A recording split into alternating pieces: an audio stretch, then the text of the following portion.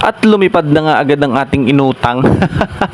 Ganun lang talaga ang buhay. Hanggat may nagpapautang, go utang. Kailangan kasi natin magpa-change oil.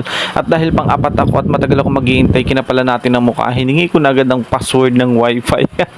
Ayan, kawawa naman siya, di ba? At syempre, hindi nakaligtas sa ating mata ito, di ba? May libreng kape. Oh. Kasi 11:30 na yan, magdodolb na, nagugutom na ako. At syempre, nagtitipid tayo. Hindi na ako bumili ng pagkain. Ito na lang muna ang ating ininom at kinain. Nagulat nga din ako sa biscuit na ito, napakamahal, 50 pesos. At ayan, pagtingin ko dito, take care of your vehicle. Sabi ko, wow, sana all take care of your vehicle. Samantalang ako walang kain. At ayan, natapos na yung black, pumasok yung white. Next na ako niyang white na yan. Tagal kong nag-iintay dito, kaya sinisilip-silip ko na lang siya. And then after nga nung white, ako nang sumunod. Ayan, napakatagal kong nag-intay diyan. At ayun na nga, nagbayad na tayo pagkatapos natin.